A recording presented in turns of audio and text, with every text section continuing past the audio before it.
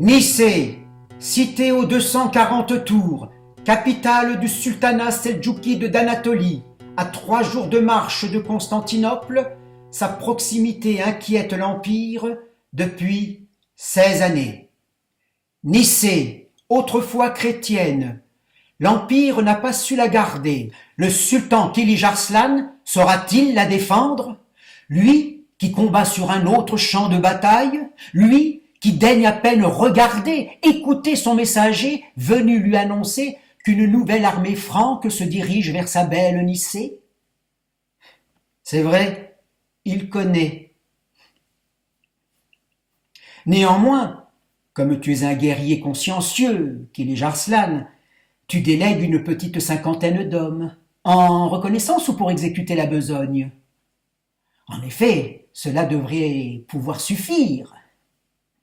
Mais qu'est-ce que tu connais? Xérigordo, de la piétaille déguenillée, de la marmaille qui braillait.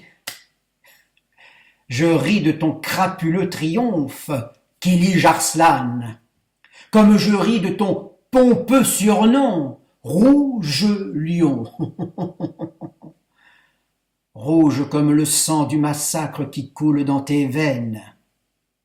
Tiens, vois le retour de tes hommes, haletant de fatigue et de peur. Conclus vite une trêve avec ton ennemi, Gazi, et pars au plus vite te rendre compte de toute l'étendue de ton ignorance.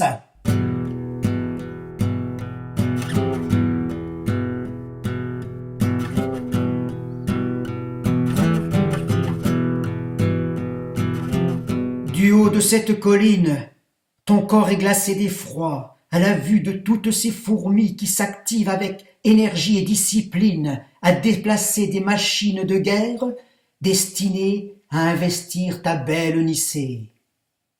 Catapultes, mangonneaux, tours mobiles.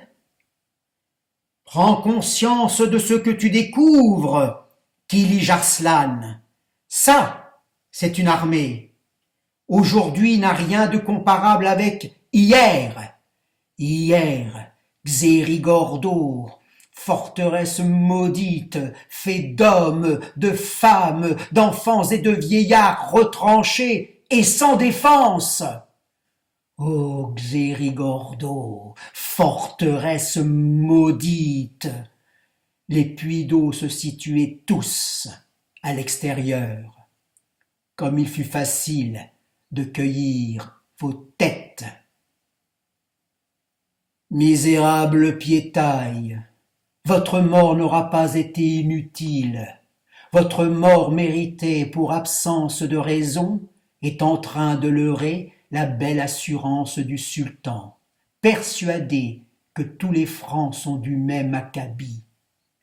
Nicée tombera après plus de 50 jours de siège, mais elle ne tombera pas dans les mains de nos valeureux soldats et chevaliers, ni dans les mains de nos courageux pèlerins, non.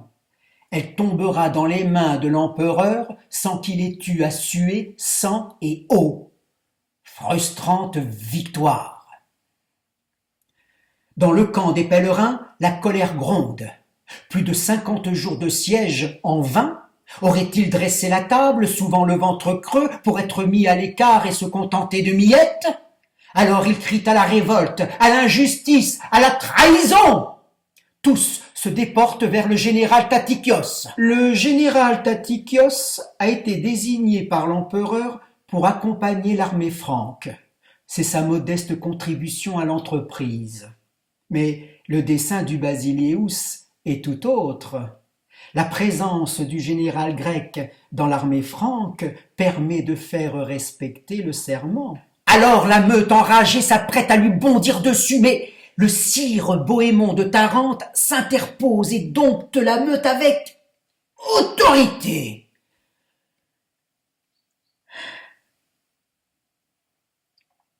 Nicée est rendue à l'empereur conformément aux engagements pris à Constantinople. Voilà le général Tatikios rassuré sur les intentions honorables et pacifiques de messire Bohémond. Par contre, il en est un qui conteste cette intervention, messire Raymond de Saint-Gilles. Et oui, il justifie la colère de ces valeureux pèlerins. Comme lui, ils n'ont pas prêté serment, eux. Messire Bohémond se moque des remarques de messire Raymond, qu'il n'apprécie guère en temps ordinaire. 3 jours de repos sont nécessaires pour pleurer nos morts, pour panser nos plaies. D'un commun accord, l'Hoste, notre Seigneur, décide de se diviser en 2 groupes, pour des raisons de ravitaillement. Les sires de Toulouse et de Tarente font bande à part. Nicée, cité de nouveau libre et chrétienne, n'est plus qu'un point dans l'horizon, devant Jérusalem, si proche et si lointaine.